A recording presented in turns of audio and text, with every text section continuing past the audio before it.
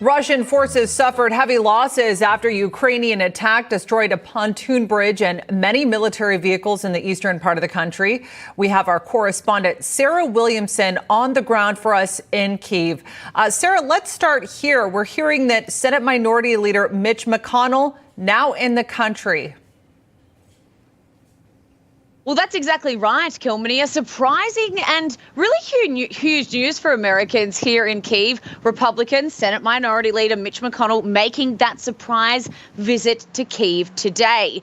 Now, nobody expected this visit, and it went completely unnoticed until President Zelenskyy posted a video to social media of the two walking around Kyiv with that large delegation. And then he posted a statement underneath this video saying that the U.S. Senate delegation that was led by the Republic minority and the upper house of Congress, that was a strong signal of bipartisan support for Ukraine and United States, and thanking them for that visit.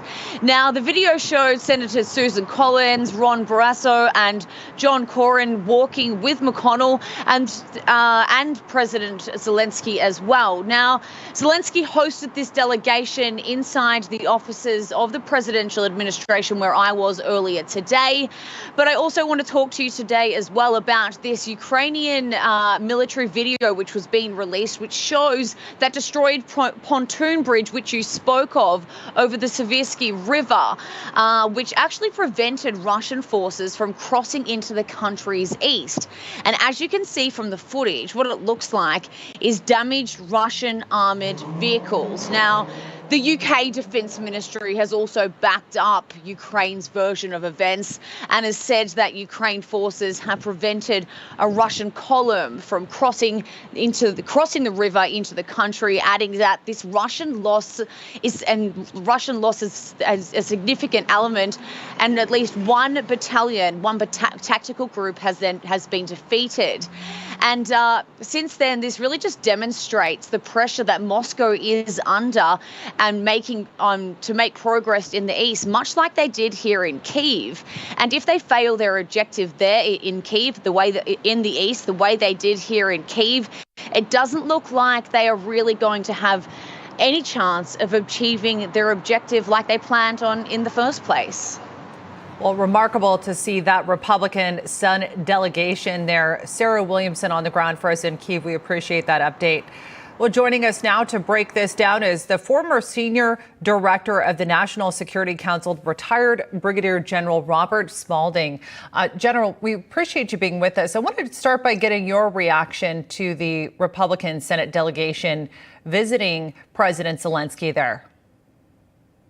Well, I do think it's important that we show support for Ukraine, but there's a problem here because while we're supporting them with military weapons and other supplies, at the same time, we're allowing the Russians to continue to have, a bleed-off valve through China. They're continuing to sell their oil. We sent $140 billion to China, which is going to be used to help China help the Russians. So we're actually playing both sides of the war, and it doesn't help us. We need to recognize that we're in a Cold War and that we have to actually begin to extricate ourselves from these relationships with China and Russia. Well, and I wanted to ask you about something else since we're on the topic. The Senate is poised to pass another $40 billion in funding for Ukraine, which is $7 billion actually above what the Biden administration had requested. And as one analyst put it, that is more than the total of the State Department's annual budget. Is throwing money at the problem right now going to end this conflict?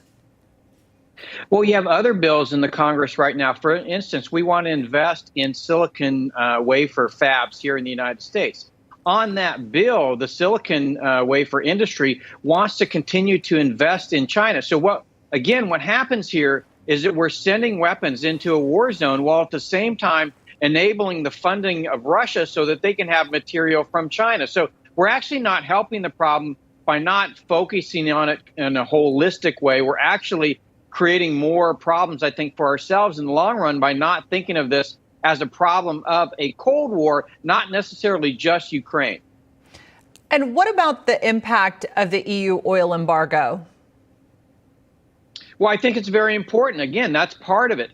EU is not unified. You still have countries within the EU that are fighting these sanctions against Russia. So I think one of the things that we're going to have to determine as we move into this Cold War is who's on the side of democracies and who's on the side of authoritarians. And if they're on the side of authoritarians, then they need to be cut off from the economic, the financial, the political, all the aspects of the West that enables the power of these authoritarians over and over.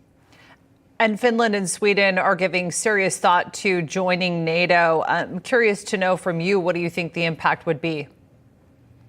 Well, I think, they've been outside of NATO for a long time. One of the things it tells you is that the nations of Europe are starting to recognize the challenge that we face from Russia. I think they're also starting to understand the challenge from China, but understanding it as a complex whole rather than in pieces is really where we need to be. So, positive that Finland and Sweden are choosing to join NATO, but we actually need to take a much more strategic view of this, like we did during the first Cold War. And Putin's economy has been reeling right now. Its military is very weak. Does all of this escalate the potential for Russia to deliver on some of its nuclear threats?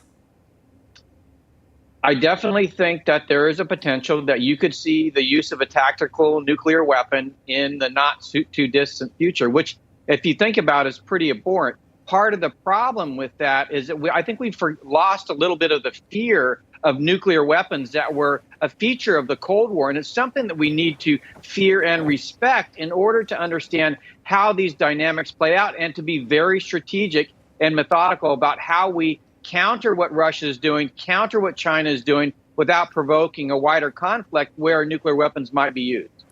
And what's the end game here? And as this war continues, does that increase the possibility that this escalates into a broader Russia-NATO conflict? Well, I think if we manage this properly, understanding that we need to deter Russia from using any nuclear weapons, I think what you're going to see over time, this is going to settle into a stalemate, much like the Korean War did during the first Cold War. You're starting to see that line develop along the Donbass and on down to Mariupol. So, I think that's where we're headed if we can manage this crisis, because, look, there are going to be others. China's going to move on Taiwan. It's not going to end in Ukraine, and we need to be ready and think of this more as a long-term issue in terms of a second Cold War than really just Ukraine. General, what does the next month of this conflict look like on the ground? Again, I think they're going to start to entrench. I think you're going to start to see the Ukrainians push back on the Russians really hard. I think if they push back too hard, that's where you get into the risk of an escalation, possibly to a nuclear event. I think on the side of the Russians, they're trying to consolidate their territory and make sure that they're not pushed out of those areas that they want to continue to occupy. And Ukraine reports that Russian troops right now are retreating from Kharkiv. What does this mean for Ukraine's counteroffensive right now?